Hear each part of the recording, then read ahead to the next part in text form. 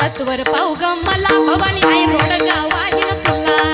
सत्वर पाव ग मला भवानी आई रोडगा वाहिन तुला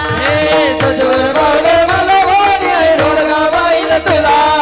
सत्वर पावगे मला भवानी आई रोडगा वाईन तुला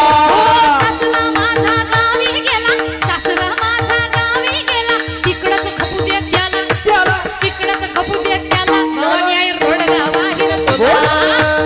पावगे मला भवानी आई रोडगा वाईन तुला सत्वर पावगे मला भवानी आई रोडगा वाईन तुला सासू माझी जाच करते सासू माझी जाच करते लवकर निर्मित तिला लवकर न्यागत तिला भवानी आई रोडगा वाईन तुला सत्वर पावगे मला भवानी आई रोडगा वाईन तुला सत्वर पावगे मला भवानी आई रोडगा वाईन तुला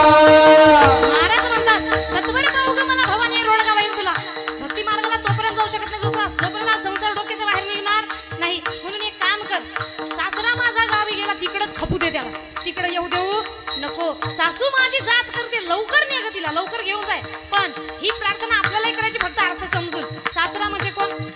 आपल्या नवऱ्याचा पती नाही तर महाराज सांगतात आपल्या या शरीरामध्ये अहंकार नावाचा जो सासरा आहे तो माझी देवबुद्धी जागृत झाल्याच्या नंतर थोडा बाजूला झालाय म्हणून भवानी आली त्याला परत येऊ देऊ नको त्याला तिकडच खपू दे माया नावाची जी माझी सासू आहे ती थोड्या वेळासाठी बाहेर गेली तिला सुद्धा तिकडच घेऊन जाय ती मला फार त्रास देते तिला इकडे येऊ देऊ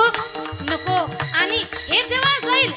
एकाच जनार्दनी सगळेच जाऊ दे एकटीच राहू दे मला सगळे जाऊ दे मला एकटीलाच राहू दे ही प्रार्थना तिथे त्यांनी केलेली आहे आणि म्हणून तेव्हाच मी भक्ती मार्गाला लागू शकतो म्हणून आपण सुद्धा भक्ती मार्गाला लागायचं